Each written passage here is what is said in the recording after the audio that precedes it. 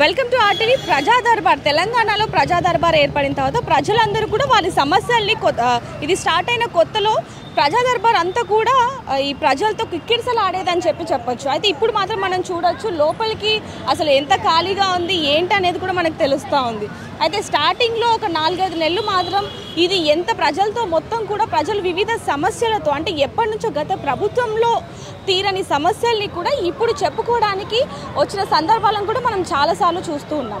అయితే ఎప్పుడైతే election code start అయిందో ఆ తర్వాత మాత్రం ఇప్పుడున్న సమయంలో మాత్రం చాలా వరకు ప్రజలు ఇక్కడికి రావడానికి మగ్గు చూపట్లేదనే చెప్పాలి. ఒకటి ఆన్లైన్ ద్వారా వారి సమస్యలు చెప్పడం ఒకటైతే, లేదా వారి సమస్యలు నిజంగానే ఇక్కడికి వచ్చి వారి సమస్యలు కనుక చెప్పుకుంటే వారి సమస్యలు నెరవేరుతున్నాయా అనే ప్రశ్న కూడా ఒకటి ఉందనే చెప్పాలి. అయితే నిజంగానే ప్రజల సమస్యలు నెరవేరుస్తున్నారు కాబట్టి ప్రజలు ప్రజా దర్బార్కి రావటం లేదు అనేది ఎంతవరకు నిజం అనేది కూడా మనం తెలుసుకునే ప్రయత్నం చేద్దాం. అదేవిధంగా లేకపోతే మాకు ఇక్కడికి వస్తే మా సమస్యలు నెరవేరట్లేదు, మేము నేరుగా సీఎం రేవంత్ రెడ్డి గారి ఇంటికి వెళ్తేనే మా సమస్యలు నెరవేరుతాయి అనే వాళ్ళు కూడా ఉన్నారనే చెప్పాలి. ఇంకెందుకు ఆలస్యం, కొంతమంది అంటే ఎక్కడెక్కడి నుంచో ఇక్కడికి వారి సమస్యలు చెప్పుకోవడానికి అయితే రావడం జరిగింది. కొంతమందితో మాట్లాడి తెలుసుకుందాం వాళ్ళ సమస్యలు నెరవేరుతున్నాయా లేదా అనేది కూడా వాళ్ళ మాటలో తెలుసుకునే ప్రయత్నం చేద్దాం. మీ సమస్య ఏంటంటే? మాది రెగ్యులరేషన్ కాలేదండి. నేను అవుట్సోర్సింగ్ ఎంప్లాయీ. గత 12 సంవత్సరాల నుంచి చేస్తున్నాను రెవెన్యూ డిపార్ట్మెంట్లో. నాతో పాటు చాలామంది చేస్తున్నారు, ఒక హైదరాబాదే కాదు మిగతా అన్ని జిల్లాలలో అవుట్సోర్సింగ్ ఎంప్లాయీస్కి అన్యాయం జరుగుతుంది. వాళ్ళకు మినిమం కనీస వేతనం ఉండదు.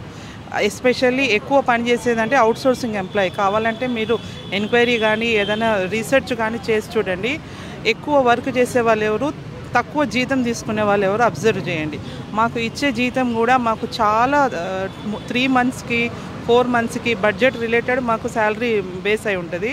అసలు మాకు శాలరీ మేము ఒక రేజ్ క్వశ్చన్ కూడా అడగడానికి మాకు ఒక స్లేవ్స్ లాగా బతకాల్సి వస్తుంది. పాత ప్రభుత్వంలో ఆ విధంగా ఉండేది, లేకపోతే ఇప్పుడు కొత్త గత 12 సంవత్సరాల నుంచి ఏజెన్సీ దోసుకోవడమే తప్ప మాకు ఏ గవర్నమెంట్ వచ్చినా అట్లీస్ట్ ఈ ప్రజెంట్ కాంగ్రెస్ గవర్నమెంట్లో మాకు ఏమన్నా సమస్యకు సొల్యూషన్ వస్తుందేమో అని చెప్పి మేము ఒక రిక్విజిషన్ లెటర్ ఇచ్చాము ఆల్రెడీ. బై గాడ్ గ్రేస్ ఈ గవర్నమెంట్లో మా అందరికీ నాట్ ఓన్లీ ఒక్క హైదరాబాద్ జిల్లానే కాదు, రంగారెడ్డి కానీ, మహబూబ్నగర్ కానీ, ఆదిలాబాద్ కానీ, మంచిర్యాల కానీ, మేడ్చల్, మల్కా ఎన్ని జిల్లాలలో outsourcing employees, data entry operators, typist ఈ అవుట్సోర్సింగ్ ఎంప్లాయీస్కి దయచేసి న్యాయం చేకూరుస్తారని. ఎందుకంటే మాకు శాలరీస్ లేక ఇప్పుడు మామూలు కామన్గా నాట్ ఓన్లీ శాలరీస్, పని ఒత్తిడి కూడా మాకు ఎక్కువ అవుతుంది. ఎందుకంటే చెప్పుకోలేకని పరిస్థితిలో ఉంది. ఎందుకంటే ఒక పని చేయొచ్చు, ఇట్లా నంబర్ ఆఫ్ పని చేయాలి అంటే ఎవరు చేయలేరు. ఒక మనిషికి ఇప్పుడు ఏజ్ పెరిగి ఇప్పుడు అవుట్సోర్సింగ్ ఏదో ఒక ఆశతో చేస్తాం కదా, మాకు శాలరీస్ పెంచుతారు, మాకు ఏమన్నా రెగ్యులరైజ్ చేస్తారు, మాకు ఏదన్నా ఒకటి కల్పించండి. ఉద్యోగానికి భద్రత లేదు, టైంకి ఏ టైం చెప్తే ఆ టైంకి రావాలి అంటే టైంకి ఇన్ టైం ఉంటుంది, మాకు అవుట్ టైం ఉండదా? మేము మనుషులమే కదా, మమ్మల్ని ఎందుకు అట్లా స్లేవ్లా చూస్తారు? ఇంకా లేడీస్ అన్న పర్లేదు, జెంట్స్కి అయితే మరీ ఘోరంగా ఉంది, వాళ్ళైతే ఎక్స్ప్రెస్ చేయలేరు. ఈ దాంట్లో జాయిన్ చేయడం వల్ల మాకు షుగర్లు, బీపీలు, థైరాయిడ్లు, ఒబేస్ అన్నీ వచ్చినాయి. కానీ ఏ గవర్నమెంట్ అయినా మాకు న్యాయం జరిగేటట్టు చేయాలి, ఒకటే రిక్వెస్ట్. మరి ఇప్పుడు మీరు ఇక్కడికి ప్రజా దర్బార్కి రావడం జరిగింది, ఫస్ట్ టైం వచ్చారా లేకపోతే ఇంతకు ముందు? లాస్ట్ టైం కూడా వచ్చాను. అప్పుడు రిక్విజిషన్ లెటర్ ఇచ్చాను. అప్పుడు నాకు మెసేజ్ వచ్చింది, it will solve as soon as possible. మరి అది ఎప్పుడు సాల్వ్ అవుతుందో ఏమో, మరి ఆ దేవుడిదా. ఇంతవరకు 3 మంత్స్ 4 మంత్స్ నుంచి శాలరీస్ లేదు, బట్ డైలీ ఆఫీస్కి రావాలి. 1 మంత్ రెగ్యులర్ ఎంప్లాయీస్కి ఫస్ట్ రోజు శాలరీ పడకుంటే అల్లాడిపోతారు. అదే అవుట్సోర్స్ ఎంప్లాయీ 3 మంత్స్ నుంచి శాలరీ రాకుంటే వాళ్ళు ఎంత అల్లాడిపోవాలి? ఫస్ట్ రోజు శాలరీ పడక 2వ తారీఖు 3వ తారీఖు పొరపాటున గవర్నమెంట్ ఎంప్లాయీస్కి శాలరీస్ పడితే నాకు లోన్ కటింగ్ ఉంది, నాకు పిల్లల ఫీజు కట్టాలి, నాకు అది కట్టాలి ఇది కట్టాలి అంటే అవుట్సోర్సింగ్ వాళ్ళు మనుషులు కాదా? వాళ్ళకి పిల్లలు ఉండరా? వాళ్ళకి ఫ్యామిలీస్ ఉంటుందా? వాళ్ళకి హౌస్ లోన్లు ఉండయా? వాళ్ళు 3 మంత్స్ దాకా వెయిట్ చేయాలా? వెయిట్ చేసినా దాంట్లో మళ్ళీ కట్టింగ్స్, బిల్లు శాంక్షన్ కావాలన్నా పైసలు, పే బిల్లు సెక్షన్ పోవాలన్నా పైసలు, బిల్లు వేయించుకోవాలన్నా పైసలు. వాళ్ళకి వచ్చేదే 17,000, కటింగ్స్ పోను 15,000. 15,000 ఎలా ఏ ఒక ఎంప్లాయీ ఎట్లా బతుకుతారు చెప్పండి? After all GHMC 4th class employee, ఎవరు చిన్న చూపు చూడట్లేదు.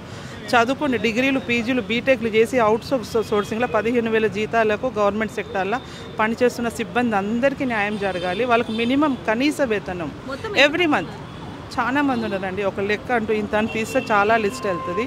ఎస్పెషల్లీ ఈ గవర్నమెంట్ ఆధ్వర్యంలో అవుట్ సోర్సింగ్ వాళ్ళకు ఏదో ఒక న్యాయం ఎయిదర్ ఉంచనైనా పెట్టండి, లేకుంటే తీసేయండి, రిమూవ్ అన్న చేస్తుంది. మాకు వద్దు ఈ బాధ.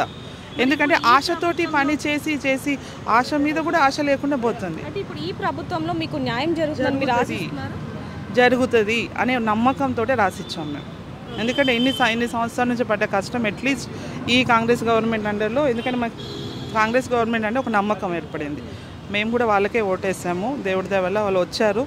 చేంజ్ కావాలనే ఉద్దేశంతో అవుట్ సోర్సింగ్ ఎంప్లాయీ అందరికీ ఒక న్యాయం జరగాలి అని నేను హైదరాబాద్ జిల్లా నుంచి revenue department Ameerpet mandal data entry operator cum typist. Thank you for encouraging to RTV team. Okay తాత నమస్తే. ఎక్కడి నుంచి వచ్చారు? వెస్ట్ మారట్పల్లి బూసిరెడ్డి కూడా.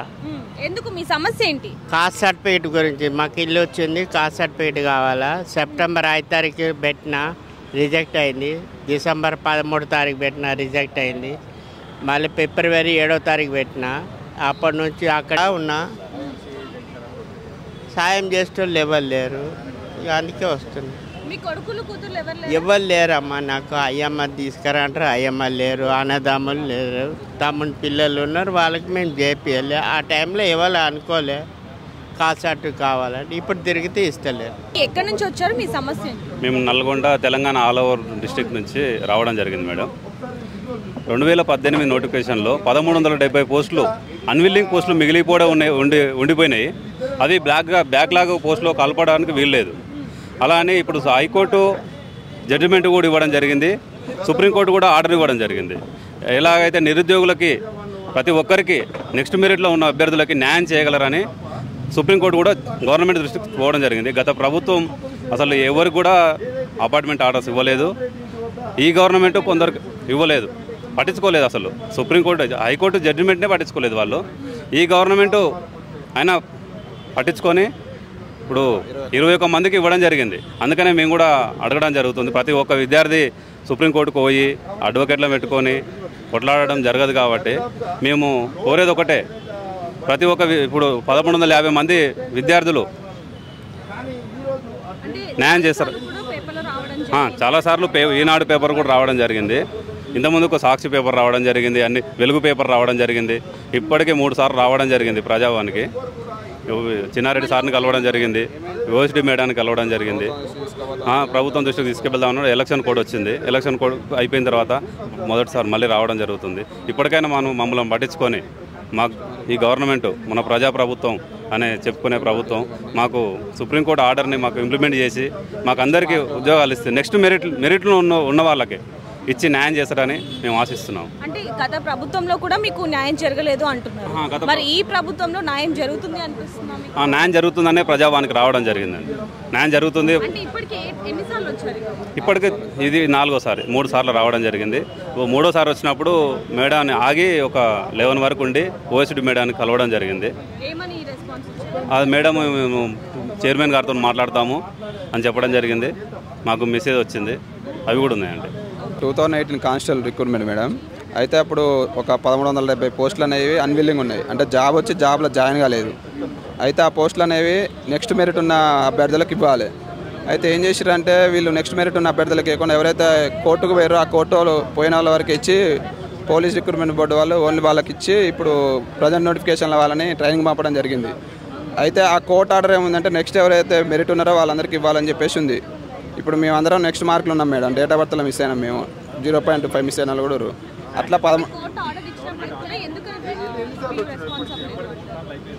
అంటే గవర్నమెంట్ అప్పుడు బీఆర్ఎస్ ప్రభుత్వం ఉంది కదా, బీఆర్ఎస్ ప్రభుత్వం పట్టించుకోలేదు, కోర్టు ఆర్డర్ని పట్టించుకోలేదు. ఇప్పుడు మరి కాంగ్రెస్ ప్రభుత్వం అన్న పట్టించుకొని నెక్స్ట్ మార్కులు ఉన్న మాకు న్యాయం చేస్తుందని మేము ప్రజావానికి రావడం జరిగింది. రిప్రజెంటేటివ్ ఇప్పటికి 3 సార్లు వచ్చినాం మేడం. 3 సార్లు వచ్చినా కూడా ఇంతవరకు గవర్నమెంట్ ఎలాంటి స్పందన లేదు. ఇప్పటికైనా ఇప్పుడు 4వ సారి వచ్చినాం మళ్ళీ, ఇప్పుడన్నా కొంచెం పట్టించుకొని నెక్స్ట్ మార్కులు ఉన్న మాకు న్యాయం చేయాలని డిమాండ్ చేస్తున్నాం మేడం. నేను వేరే వాళ్ళ దగ్గర కొన్నాము అమ్మ 20 సంవత్సరాల క్రితం. రేకులు వేసుకుని ఉన్నాము, ఇప్పుడు దాకా రేకులే ఉన్నాము. గుంత ఇంట్లోకి పాములు వస్తాయి, ఇంత లోతు గుంతుంది. అయితే పగలు కొట్టి ఇల్లు కట్టుకుందాం అనేసి వేరే వాళ్ళ దగ్గర పోయి అప్పు తీసుకొచ్చుకున్నాను 3 రూపాయల ఇంట్రెస్ట్కి. పగలు కొట్టినాక ఇల్లు అంతా ఇప్పుడు నువ్వు కట్టొద్దు అనేసి అందరు వచ్చి అడ్డం పడుతున్నారు. నాకు 2 లక్షలు లంచం ఇస్తావా, 3 లక్షలు లంచం ఇస్తావా అని అడుగుతున్నారు. మండల ఆఫీస్ వాళ్ళు చేస్తున్నారు ఇలాగే. అక్కడున్న లీడర్స్ అలాగే చేస్తున్నారు. గవర్నమెంట్ సాయం చేయట్లేదు. మాకు లోన్కి పెట్టుకున్న ఆ లోను రాలేదు. లోన్ లేకపోతే పోయి పని చేసుకుని కట్టుకుందామంటే ఇట్లా కట్టుకొని ఇట్లేదు. మమ్మల్ని బ్లాక్మెయిల్ చేస్తున్నారు. కొంచెం కట్టుకున్న దాన్ని పగల కొడతానని బెదిరిస్తున్నారు నన్ను. పోలీస్ కంప్లైంట్ ఇస్తే పర్మిషన్ లెటర్ తెచ్చుకోవాలంటున్నారు. ఆ ఏరియాకి ఎవరు పర్మిషన్ లెటర్ లేదని అంటున్నారు. ఆ ఏరియాకి అంజనగర్ మొత్తం ఎక్కడ లేదమ్మా, పర్మిషన్ లెటర్ లేదంటున్నారు. మరి మేము ఏమైపోవాలా? మాకు ఎవరు సాయం చేస్తారు?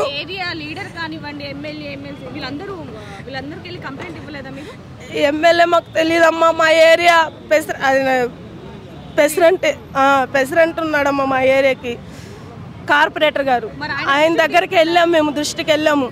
ఆయన అంటాడు మాట్లాడతాను రా, వెళ్ళమ్మా నువ్వు మాట్లాడిపిస్తా అంటారు. వేరే వాళ్ళకి చెప్తారు, వాళ్ళు రారమ్మా. ఇంటి దగ్గర ఆఫీస్ దగ్గర కూర్చోమంటారు. పొద్దు నుంచి సాయంత్రం దాకా కూర్చుంటాను, అక్కడికి ఎవరు రారు. ఫోన్ చేస్తే ఫోన్ స్విచ్ ఆఫ్ చేసుకుంటాడు. ఎవరితో చెప్పుకోవాలా? ఇది ఎప్పుడు అంటే గత ప్రభుత్వంలో ఉన్నప్పుడు జరిగిందా లేకపోతే ఇప్పుడు జరిగిందా? ఇప్పుడేనమ్మా. అప్పుడు ఇల్లు పగలగొట్టలేదు, ఇల్లు తీయలేదు. ఇప్పుడే నేను ఇల్లు పగలగొట్టాను. మరి మీరు ఇప్పుడు ప్రజా దర్బార్కి రావడం జరిగింది, మరి లోపలికి వెళ్ళారా?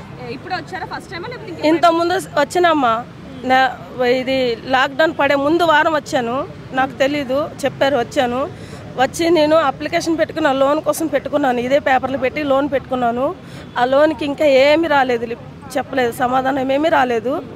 అయితే ఇప్పుడు మళ్ళీ ఇలా వీళ్ళు టార్చర్ పెడుతున్నారు కదా, 3 నెలల నుంచి బాధ భరించలేక మళ్ళీ ఇప్పుడు ఈరోజు వచ్చినామా. లోపలికి వెళ్ళారా? వెళ్ళలేదు మేడం. అంటే ఇప్పుడు ఈ ప్రభుత్వంలో మీకు న్యాయం జరుగుతుంది అనిపిస్తుందా మీకు? నాకు నాకైతే ఇప్పుడు వరకు ఏ న్యాయం జరగలేదమ్మా. ఇప్పుడు వాళ్ళు చేస్తారో చేయరో వాళ్ళ మీద ఆధారపడింది మేడం.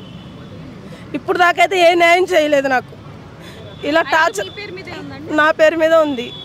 నేను ఒకళ్ళ దగ్గర కొనుక్కున్నానమ్మా, వేరే వాళ్ళ దగ్గర కొనుక్కున్నాను. ఈ డాక్యుమెంట్స్ అయితే ఇప్పుడు నా పేరు మీద ఉన్నాయి. నేను ఇల్లు కడుతుంటే ఇప్పుడు స్లాబ్ వేసిన స్లాబ్ పగలు కొడతానంటారు. అసలు ఇది ఏం న్యాయం అమ్మా? 2,50,000 అడుగుతున్నారు. నేను ఇచ్చే స్తోమత నా దగ్గర లేదంతా. నేనే అప్పు చేసి కట్టుకుంటున్నా ఇల్లు. లోన్లు పెట్టుకున్నా రాలేదు. పాములు వస్తున్నాయని ఇల్లు పగలు కొట్టుకున్నాను. నెలకి 8,000 రెంట్ నేను కట్టలేను. కట్టుకుంటుంటే వాళ్ళు లంచాలు అడుగుతున్నారు. నా దగ్గర లంచం లేదు, ఇస్తానికి నా వల్ల లేదు. ప్రభుత్వమే నాకు సాయం చేయాలా. సపోర్ట్ చేయట్లేదు. పోలీసులు కూడా సపోర్ట్ చేయట్లేదమ్మా. పర్మిషన్ లెటర్ అంటారు, పర్మిషన్ అక్కడ ఎవరికి లేదని అంటున్నారు. మేము ఎవరి దగ్గర పోవాలా? మాకు మేము ఆరగూడెం స్కూల్లో చెప్పరాసి పని చేస్తున్నా. 40 ఏళ్ళ నుంచి చేస్తున్నా. నాకు చెప్పరాసి ఊడ్చుడు పని చేస్తున్నా. నాకు రేవంత్ రెడ్డి దయ వలన నాకు ఈ పోస్టు నాకు ఇవ్వగలరని నాకు రేవంత్ రెడ్డి దగ్గరికి వచ్చినాను. రేవంత్ రెడ్డి నాకు ఇదొక్కటి నాకు దయచేసి నాకు బడి ఊడ్చే పని నాకు రావాలని చేసేటట్టు చేయాలి. అంటే ఇప్పుడు మొదటిసారి వచ్చారా లేకపోతే ఇంతకు ముందు? ఇదే మొదటిసారి వచ్చాము మేడం. ఇదొకసారి మొదటిసారి వచ్చాము మేడం. మరి లోపల ఏ విధంగా రెస్పాన్స్ అయ్యారు? లోపల ఏమున్నది, మేమంతా వికలాంగులము. వాళ్ళంతా మేము ఇక్కడ రాస్తాము, రాసి రిపోర్ట్ అంతా రాసుకుంటాం. రాసి మేము చెప్తాం. రేవంత్ రెడ్డి దగ్గర పోతుంది రిపోర్టు. మీరు అక్కడ దాకా పోవాలంటే సారు ఇప్పుడు లేడు, మీరు ఏది కావాలని మీ సమస్య అంతా మేము సాల్వ్ చేస్తామని వాళ్ళు రికార్డు తీసుకున్నారు, అప్లికేషన్ తీసుకున్నారు. వాళ్ళకి ఇచ్చేసాము. ఇప్పుడు ఇచ్చినాం కాబట్టి ఇక మేము వెళ్ళిపోతాం. మరి ఎప్పుడు మేము దూరం వెళ్ళాలి. వరంగల్ జిల్లా మాది. వరంగల్ జిల్లా రాయపర్తి మండలం మాది. వరంగల్ జిల్లా రాయపర్తి మండలం. నా పేరు వెంకటేశ్వర్లు, గుమ్మర్రాల వెంకటేశ్వర్లు. గవర్నమెంట్ స్కూలు అది బంద్ చేసి అంగన్వాడీని నడిపిస్తాను. మరి ఇప్పుడు అది ఎట్లా సాల్వ్ చేస్తారో దాన్ని బడి నడిపించి ఏర్పాటు చేయాలి. రేవంత్ రెడ్డి నా కొడుకే ఉన్నాడు. ప్రైవేటు తోలియాలంటే నాకు డబ్బులు లేవు పంపించడానికి. నీ కూలినాలు చేయలేని పరిస్థితి నాది. నాకు ఎప్పుడైనా నాకు ఈ గవర్నమెంట్తోనే నాకు ఆదేరువా. గవర్నమెంట్ నాకు ఎప్పుడైనా నా పిల్లగానికి గవర్నమెంట్ బడి చదివించుకుంటేనే నాకు లాభం. కానీ నా గవర్నమెంట్ బడిలో నాకు చదవకపోతే నాకు బడి ప్రైవేట్ తోలిస్తాను. నాకు డబ్బులు లేవు. నేను కూలినాలు చేసే పరిస్థితి లేదు నా దగ్గర. ఓకే అండి, ఎలాగైనా సరే మీకు రేవంత్ రెడ్డి గారి దృష్టికి మీ సమస్యని తీసుకెళ్లాలని మేము కోరుకుంటామండి. చూస్తున్నారు కదండి, ప్రతి ఒక్కరు ఇక్కడికి వచ్చి వారికి ఉన్న సమస్యలను అయితే ఇక్కడ చెప్పడం జరుగుతుంది. కానీ అది ఎంతవరకు జరుగుతుంది ఏంటనేది లోపల ఉన్న అధికారుల చేతుల్లోనే ఉందని చెప్పి కూడా చెప్పడం జరుగుతుంది. కెమెరామ్యాన్ వంశీతో రిపోర్టర్ దేవిక, హైదరాబాద్.